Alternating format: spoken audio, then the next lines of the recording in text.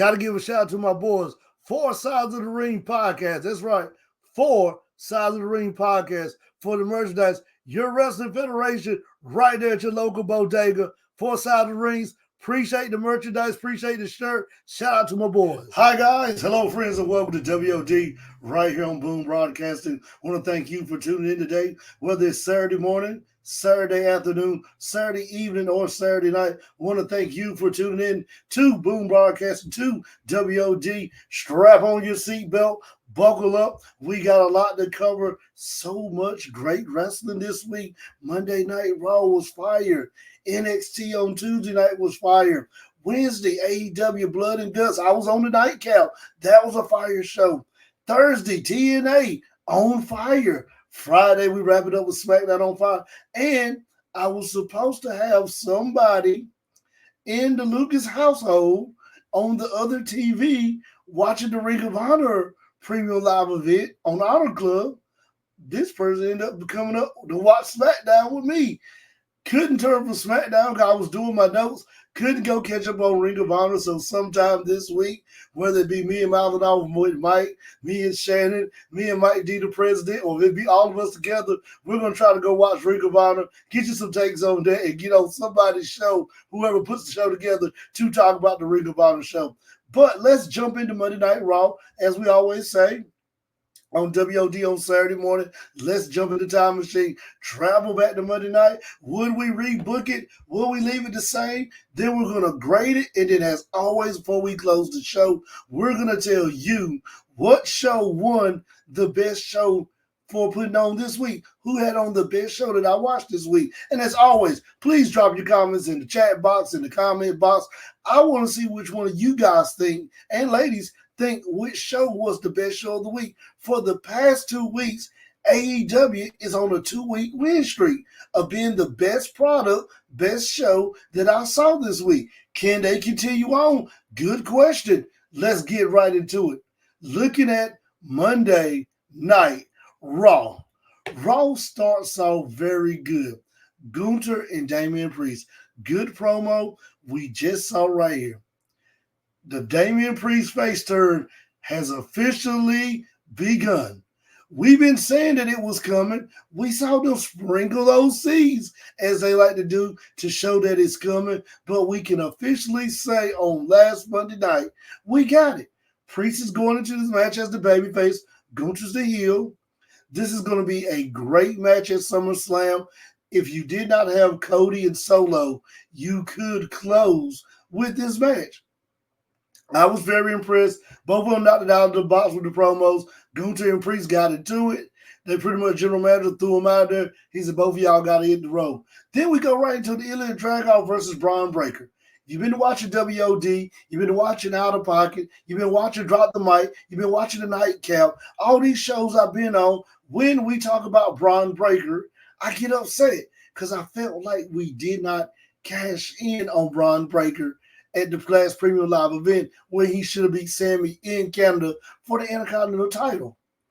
But I really got worried that Braun was going to start heading down those treacherous waters where you start to see him win, lose, following that Karrion Crossroads. Do you use Cody Rhodes' reference? Following the Karrion Crossroads of what we see with him. And I get more on Karrion Cross as we progress on. But in this match, Braun won by referee stoppage. He won by that. Great way to reintroduce Braun. This is what we needed. Great match. Both of them did a good job. I tell you, I get worried that between Braun and Ilya Dragunov, since NXT, they both been going back and forth. I need both of them to separate. I don't know if Dragunov could get traded to SmackDown. If Braun can go to SmackDown, maybe Braun go to SmackDown after he wins the Intercontinental title, maybe at the next draft. But I need them to separate because as long as you keep putting those two against each other, you're either going to hurt Braun or you're going to hurt Dragunov. We want to take Dragunov serious. Former NXT champ, very good competitor in the ring. Some of the best work you can see in the ring. Some of the best promos you can see in the ring. But if you keep having to put him against Braun and he's winning one week, Braun wins the next week, Braun beats him up now for referee stoppage, you're hurting his character and you're hurting the investment we want to put in him. I gotta see them separate these two. I'm hoping at the next draft that either one of these guys can go to SmackDown to a different promotion, different show, not promotion. Then we jump into our next match, is which I'm gonna skip the girls' match. Sonya Deville won. She beat Valkyria. I keep saying, why in the world have Valkyria been stuck with Kaden Chance and Candice Carter? I don't understand it. I think she's got to get back to NXT. If I was her, I would be knocking on doors saying, NXT, I want to come back. SmackDown, pick me up. I wanted to go on a singles run. Because the longer they keep sticking her in these triple threat matches, well, not triple threat, these triple tag team matches, hanging with this little 3-man faction girls, you're going to get stuck there and she's going to lose the momentum she came in with leaving NXT, coming up to the main roster. So then we get CM Punk. We found out Punk is clear. This was pretty much the highlight of Raw that night. To find out Punk is clear, he's ready to go. Then we find out Seth Rollins is going to be the guest referee for the McIntyre Punk match.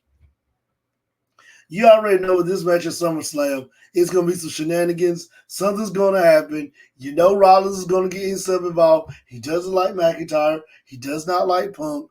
Good way to keep those three guys together. You got to finish the Punk and McIntyre story, which cannot end at SummerSlam. It's got to progress on a few more premium live events. You got to start the Punk and Rollins story because it started, then it came to a halt. Good way for them to keep all three together. Good way for them to pretty much plant those seeds for a future match on premium live events. Then we jump into Xavier Woods with Alpha Academy, Otis and Akira Tozawa versus the Final Testament. The Final Testament. If you are new to the show, I've been a big fan of Karrion Kross since NXT. I just felt like something about him was different. He had the promos. He had the in-ring skills. He could do it all. He had the ring psychology. To me, and I'm going to use this very loosely when I say it, and I know some comments are getting ready to drop in the box, to who I'm going to compare him to. He has the ring psychology and the promo ability to not be as good as the person I'm about to compare him to, but to be in that category with this person. And that's Jake the Snake Roberts. Karrion Kross reminds me of a new version of Jake the Snake. He can cut a promo. He can play that psychology game and get in your head. He's got all of that going for him. And I remember the first night that he pretty much debuted on WWE. It was on a dark match, and it was up here in North Carolina. I went to go see it. And when he came out with a ridiculous helmet on, I said, what are we doing? This guy was a hot egg in NXT, and you just watered him down on the main roster. If we're going to keep running this thing with the Final Testament, it's kind of got to be like Solo and the Bloodline with Jacob and the Tongas. The Final Testament has to be taken seriously. To be taken seriously, they're going to need to win the tag titles, or they're going to need to do something to be taken seriously. Go win NXT tag titles. Go do something. They're going to have to be true enforcers to Karrion Kross. Karrion Kross is now going to have to get out of this thing with Woods and either bring Woods into the Final Testament or beat Woods, put him out on injury, and move on to the next person. I just keep saying with Karrion Kross, it's so much there. And I don't know if he's getting kind of caught in the rip current right now due to so much talent on the main roster. But I feel like we're just every week, even though they won this week, but it was against Alpha Academy 2.0, 1.0, whatever version of you want to call, and Xavier Woods. That's not a quality win. Get him in a match. Have him beat somebody like Bronson Reed. Have him put him. If Sammy gets through this with Braun, put him against Sammy for the IC title. Put the IC title on him. It's so much you can do that we're just losing with Kross. And we got to go ahead and start reshuffling the deck and finding his purpose again. Because if not, he's going to end up being another guy who was brought back after they released him and they just washed him down again. So now we jump into the other segment. Otis Tozawa out there, Maxine Dupree, Chad comes out. we're going to get to the main part of this. Chad comes out, tells them it's not too late to get back with us. The Creed brothers are there. We know they're going to pretty much jump them. Otis is over like Rover right now. You can do so much with Otis. The fans, anytime Otis and Chad are in the same ring together, you can just feel the fans thriving behind Otis. When are they going to do it? They need to do it now. I keep saying the Wyatt Six, Chad needs to get away from it. Chad needs to let Otis get his receipt, get a win over Chad, have Chad come back, beat him maybe 2-3 times in a row, and continue and end this storyline. But with the Wyatt Six involved, it's hard. Chad pretty much takes Sister Abigail from Bo Dallas. Man, Bo as Uncle Howdy, that Sister Abigail looked just like Bray was doing. I mean, he has watching Bo now, and we know Bray was his brother, but you can imitate your brother so much that you be like, it's good. He's got him down pat. But Bo has knocked it out of the park. He has everything down. And I don't even think that just come from Bray being his brother. That comes from studying Bray's matches, studying how Bray moves. Like, if this was an Oscar award, he would get it. He would get an Emmy. He would get a Tony. He would get a Golden Globe award. He would get some type of award like that because he has mastered his brother to top to bottom. From the way he does the Sister Abigail, to the way he walks, to the way he laughs, to the way he stands in the ring, he positions himself, his facial expressions. Last Monday, the past couple Mondays, watching Bo, I feel like that's Bray, and that's me. I could be wrong. Get in the comment box. Tell me what you think. But watching Bo, one time I had chat like, is that Bray? Because he's got him so down pat. So shout out to Bo. Wyatt Six, I mean, got to get Chad out of this, but this is what it's for. They're getting their revenge on Chad for what he done to the Alpha Academy. So this is their stepping stone to get to their next victim of who they're going to punish. But I'm ready to see it come to an end because I always say about Chad, so much potential with this guy. You could put the IC title on the US title and have somebody that could be a good mid-carder, give you maybe 5 to 6 good premium live event matches, give you some good main event mid-card title matches on SmackDown or Raw, NXT. So much Chad can be doing right now. Just want to see him break away. Now we're going to get into the main part of Raw, then we're going to jump over to NXT. The main part of Raw was the Rhea and Liv promo. It was coming. It had been cooking all night. Rhea messaging Jay on Twitter or X. Dom telling Rhea, you don't need to be doing it. Rhea said, unlike you, I'm being taking care of business and stuff like that. I don't push it too far like you did with Liv. This Liv thing keeps building. I mean, Liv has pretty much breathed fresh air back into the Judgment Day. I say it every week, but hats off to Liv. Golf clap. Golf clap. She has done so much to bring this new life into Judgment Day. It's kind of like with Sammy. When he came to the Bloodline, I say it every week, but that's what it is. And it's just been good. Now with Rhea back, you got this promo. And I love this promo out of both of them. Feeling 3 things. Poor Rhea's over. Rhea's over. Liv did what she had to do as to get Rhea over, being the pretty much mysterious girl that was while you were gone, I was spending time with Dom. If it wasn't for me, Dom would have never beat his dad. All that stuff. Liv did outstanding with her promo. Very good. Like that they shot it with Liv in the audience of the crowd versus going to the ring. Made it feel a little more authentic right there. So, hey, hats off to WWE production for that. Dom pretty much blasts Liv to the T. Goes off on it in Spanish, English. Liv runs away. He's back on Rhea's good side. And this just says one thing. This is just booking 101, wrestling 101. Where's my green book? Just booking 101 in my book right here. Where when I go travel to these indie shows and I write down finishes, this is just a simple finish. Dom's turning on Rhea. It's going to happen. It's got to happen.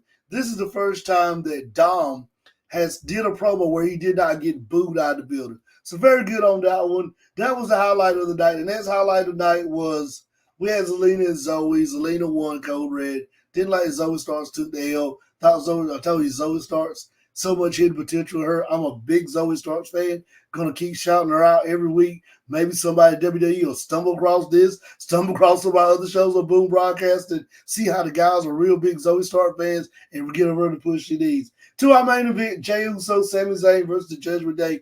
Good match right here. I put out there on X, get ready, because the Bloodline Civil War, this is what we're going to see this interest right here with Jey and Sami. Perfect right here. It was great. Good match.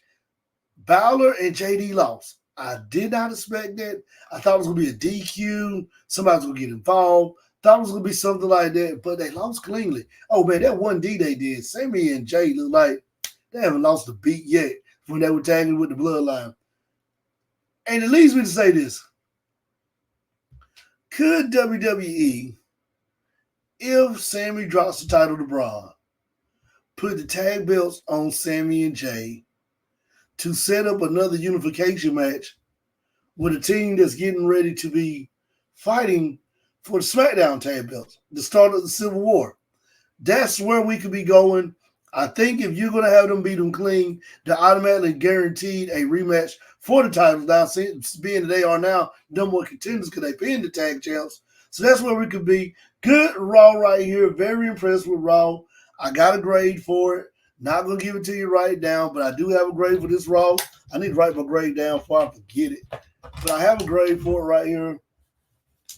So let's jump over to NXT. NXT was good this week. NXT was on fire. Another great NXT. And I'm going to start off with this right with NXT. The TNA NXT thing is it's booming right now. They got it under control. Shawn's got it under control. Don't know who the pretty much producer side, production side of TNA, general manager side is. They got that portion under control. Biggest thing I took from this was Trick Williams, Cedric Alexander was a good match. Good match right here. I thought they had some. Cedric Alexander's put on some a little more weight, so I can see that he's getting ready to be a mid-carder. Trick, could he be going heel? Is the question. Trick did a lot in this match that kind of starts saying, you're dancing between both lines. But a good match right here. Glad to see Alexander back on TV. Then we jump over to the Eddie Thorpe match, Lexus King. That was a good match right there. Thorpe won by pinfall. Then my match of the night that I want to get to was Lash Legend. Lash Legend and Jakira Jackson beat. Who they beat? I forgot who they beat. Just that quick. They beat two of the other ladies on the NXT show and ended up challenging tag champs for the match. So that was a highlight right there. And I did put it as I could see them winning next week until what we saw on Friday night. But that was a good highlight right there. NXT was good. Not the NXT I wanted, but the biggest thing about it was they're getting ready for Great American Bash next week. So they could not give you everything tonight because they got to save for Great American Bash. And one thing we did know is there's a guy that was on NXT that if he's not the wrestler of the year, something is wrong in their ranking system. This is the first guy ever to get a promo segment on a whole nother show, package reel, for him being on their show and not signing them. And that's Joe Hendry. So that's going to be big next week on Great American Bash. Trust and believe, something's going to come out with Joe Hendry being up there. They're saying he's doing a concert. You know, these concerts, it always lead to some type of match down the road. So I can see that happening right there. So NXT was good, but they will have more for the Great American Bash, which will be next Tuesday night. Jumping on AEW. AEW kicked off good. AEW was great this week. I went back. If you watch the nightcap, I kind of said the WarGames match was not my cup of tea. Thought it got a little too much gaga gimmicky. Went back and watched it again. And I have to change my thoughts. Not a bad match. I still say Mark Briscoe was the MVP of the match. VIP, MVP. He carried that match. He's the heart and soul of AEW, the heart and soul of Ring of Honor. And I went back and watched that match. And I went back and watched the NWA War Game match with Dusty, the Road Warriors, and Nikita Koloff versus Four Horsemen. And I compared both of them to get my answers. I do like what they did with Swerve. That was one note I put down in my book right here that I like. Having Hangman not come out and wait to Swerve come out, beat Swerve up, handcuff him. This is what the Four Horsemen would have did to Dusty.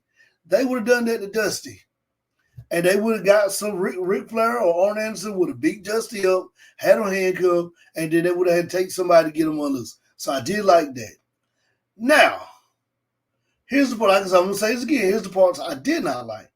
Too many weapons.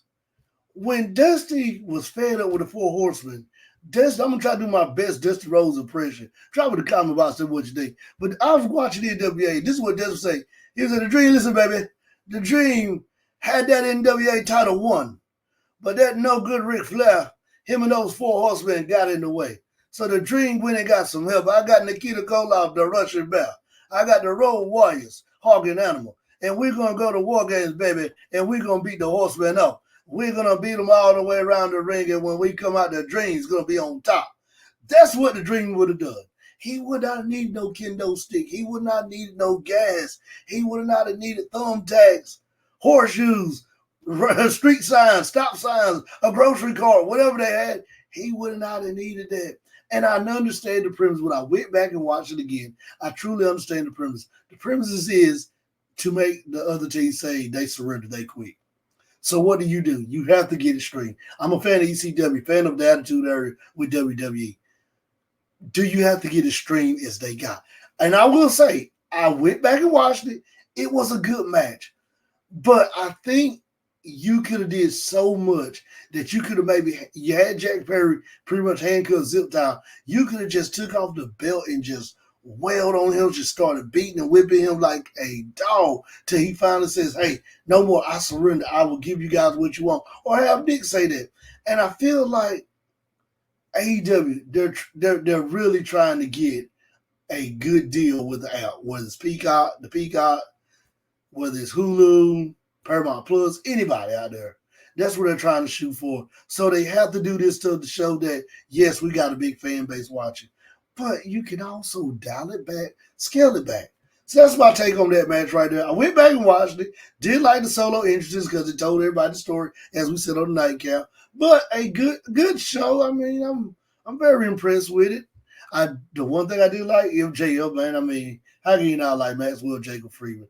The guy just always delivers. Whenever they give him mic, and I got to know, if you were WWE and NXT and you were having talks with him and you let him slip through your cracks of being able to sign him, that was not good because you could have pretty much had a top-tier guy in your program that could be a guy that could chase after Cody, could chase after Ethan Page, could chase after Priest, could chase after Gunther. There's so many guys he could chase after that he could match up with. Imagine MJF and The Miz, or MJF and John Cena in the ring going at a promo battle. MJF and The Rock in a promo battle.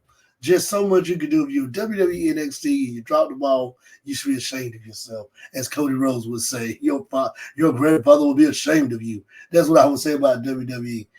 Also, on AEW, Britt Baker return. Good match right here. To me, that was probably one of the best matches on the show. Like the old school chain wrestling. She pretty much, Shadada pretty much worked Britt to death. Welcome back, Britt. If we're going to do it, I'm going to chain wrestle you and work you down. Very good match right here. AEW was good.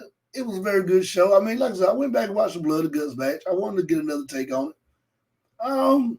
After watching all the other ones and watching that one, I do agree with Mike and Shannon now. That probably was the best Blood Guts War Game match out of the previous ones when I went back and watched all of them again to watch this one.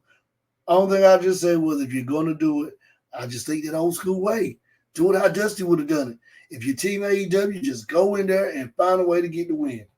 Well, you got to win, but do it better than how they done it with having to put gas on the guy. You don't got to commit a felony to try to get him to surrender.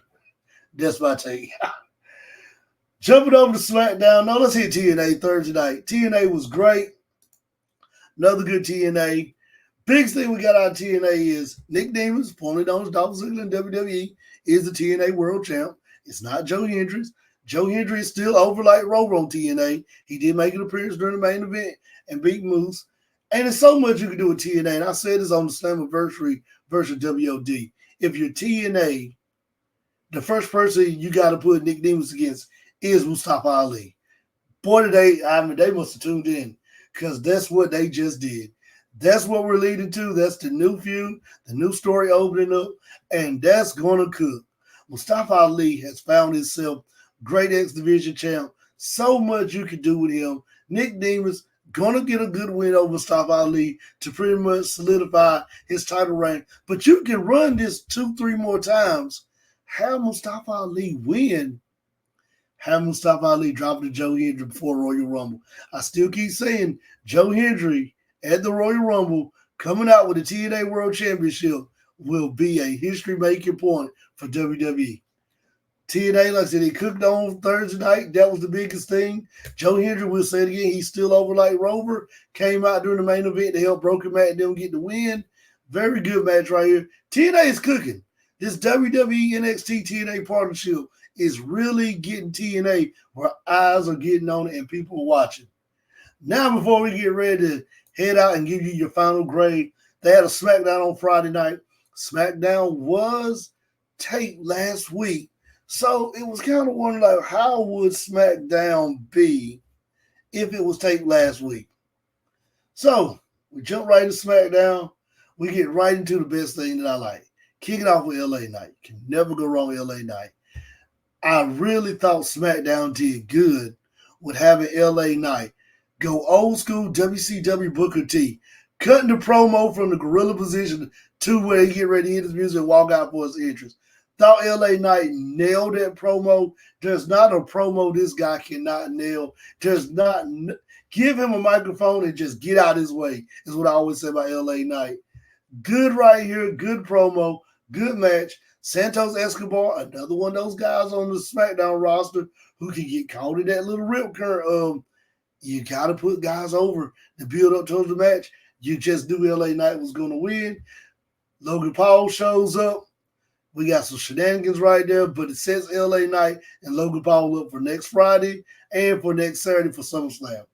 Now, Jade Cargill versus Bianca Belair. Both of them come out, match just alike. Both of them got on, one got on the mirror ball suit. Bianca's got on some glitter and silver stuff to match Jade. So you can really tell that Bianca and Jade are putting time and effort to make sure that their costumes that they're wearing, their ring gear, their ring attire, not costumes, their ring attire does kind of mirror each other. Not one of the best promos. Jay still got to get better at that. And I feel like Bianca was a good promo person. But answer this question in the comment box, in the chat box also. Do you think that since Bianca has been with Jay, to me, her promo skills are starting to slip and decline? Bianca used to nail some good promos when she was the women's champ. But now it's like she's kind of, yeah, that's all right. See you do better, Bianca. But this was one of those ones where I was like, it ain't that good. It wasn't one of those Biancas I've seen her do before in the past. But it sets them up for a match with Unholy Union. Unholy Union has to get past Last Legend and Jakira Jackson on Tuesday night at Great American Bash. After that, they got Bianca and Jade waiting for them. But if Last Legend and Jakira Jackson win, they got Bianca and Jade on Friday night. And you feel like whoever gets there Friday night, that Bianca and Jade are going to win the titles back. You just feel it. I don't think they're going to walk out of SmackDown without them walking out with the tag belts. Not unless Last Legend and Jakira Jackson win it and they find a way to cheat for them to keep or get counted out DQ. That'll be the only way I see that happen. Now we jump over to the match of the night. And this was the highlight match. This was the one that SmackDown was pushing as this is the match that we want people to be tuning in for, the Gauntlet match. Got a lot of notes on this one, but I'm going to just hit my main things. Corbin. Baron Corbin looks good. I was worried about this Baron Corbin Apollo Crews tag team match. Felt like it was just two guys we threw together. Would have liked to saw Corbin kind of stick around Braun Breaker. And that means seeing Corbin go to Raw and kind of helping Breaker out. You know, when Breaker is getting ready to be beat, Corbin does something and say, hey, we were NXT Tag Champs. I told you I got your back. Would like to see that, but I'm liking this face run with Corbin. It's growing on me. It's growing on me slowly, and I hope he continues his face run. We've never seen a Baron Corbin face run before, so it's a first. Good match right here. They open up. They beat I can't never call their names, but they're with Santos Escobar's group of two brothers. They beat both of them. Then they get the Street Profits. Street Profits win. And I said, man, the Street Profits win. You gotta get Fatu and Tama Tonga to win this match. Street Profits, when they went out, they are not gonna do this with Street Profits. Street Profits could really, really, really benefit being on Raw right now. Too many tag teams on SmackDown. Street Profits beat them. Street Profits move on to take on the Yes Boys, Pretty Deadly. Beat them. Then come out the OCs. Beat the OCs. And you knew Jacob Fatu and Tama Tonga were going to be last. We knew it. Sets up a good match. And I'm like, man, Street Profits need to win. When that match, I'm going to say it again, Street Profits need to be on Raw. Because they're too good not to be on SummerSlam in some form. Or either you need to break him up and let Montez Ford, let him cook, man. Let him go solo. If you're not going to put him on Raw and have him be the tag champs, break him up. Let Montez Ford go cook. Let him go solo. Water break. But good match right here. We knew Jacob was going to win. When they put Jacob Fatu in, I said, Fatu's not losing. Question now is, how do you prepare for next week? Because now you got Tama Tonga and Fatu versus DIY. You just put the titles on DIY. I would take it with DIY win the titles. Triple H does not want to be a transitional champion to transition to the bloodline. But now with Fatu in the mix of this match, they can't leave SmackDown next week without the tag titles. They got to have them. They got to have them. Then we jump into our next match, which was the main event, Bayley and Michin versus Nia Jackson Tiffany. Shout out to Michin. Hey, since Michin had that street fight on NXT, she's been cooking. And I mean, a lot of TV exposure. And I went back and looked. This was Michin's first ever main roster, main event match she's been in. So, hey, she is putting in some work right now. And if it means going to NXT, doing that double duty to get you to be on the main event, on the main show, hey, hats off to you for working. That's working right there. So, shout out to Michin. This was a good match. And I said, Michin won last week. Now she's got Bayley. And this is not the go-home show. But Bayley and Nia are not going to fight on the go-home show or get into any type of match. Tiffany Stratton's not going to fight Bayley on the go-home show next week because SmackDown's next night. So I said, Nia and Tiffany going over tonight. Nia's going over. And what happened? They went over. Nia pinned Bayley clean. And I'm starting to wonder at SummerSlam, are we going to go with Nia as the new champ? Have Bayley win it back? Have Tiffany cash in on Bayley sometime down the road? That's the questions I'm starting to ask. Good match right here. I thought it was not as good as the Gauntlet match. The Gauntlet match to me was better than that one. I just felt like if you would have had the Street Profits versus Jacob Fatu and Tama Tonga as just a one-on-one tag match without a gauntlet, could have been a little bit more better because I think you would have got more out of all those teams. Felt like both of them were kind of holding back in the match because they were like, we don't want to get hurt because we know we're on our way to SummerSlam. If you Fatu and Tama Tonga, you know you only wait to next Friday night to win the tag belts. So you don't want to get, anything to jeopardize that.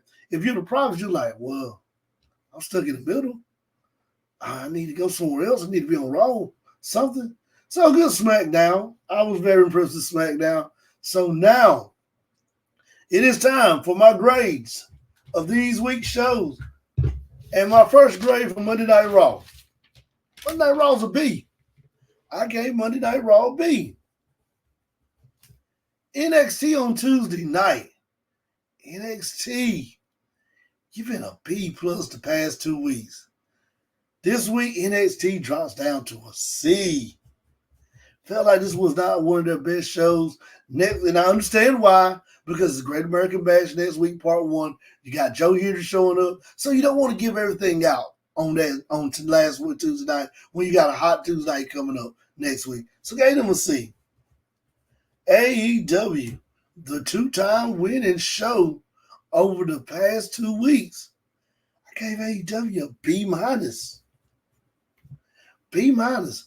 Good show, good matches. Blood and Guts match got a little too much gaga gimmicky for me. Felt like they would have just toned it down, and I won't be the dead horse, but just scaled it back, toned it down. We could have got more. So I gave them a B minus this week. SmackDown. Okay, SmackDown a B. So for the first time on WOD, not only do we have a tie, but we have a new show that is the best show of the week for this week right here. Monday Night Raw and SmackDown win this week with both Bs. No A's this week, no A minuses. Both of them got a B. Both of them win. It's a tie. So shout out to Monday Night Raw and the creative team and the production team. Golf clap for you guys. You defeated AEW the past 2 weeks. AEW has been winning. You defeated them this week. And B's for both of those shows. Get in the comment box. Drop your comments down. Tell me what you think. Oh, TNA, I gave that a C. Sorry about that. TNA, I gave them a C this week. So get in the comment box. Tell me what you think. Put your grades down for Raw, NXT, AEW, TNA, SmackDown, and tell me which show you think won the show of the week. This is Shawn. I'm getting ready to jump off on WOD. Don't forget, tune in to all our stuff next week on Boom Broadcasting. My man Mike D has another show getting ready to drop after this later on this afternoon. So definitely jump back on Boom Broadcasting and check that show out.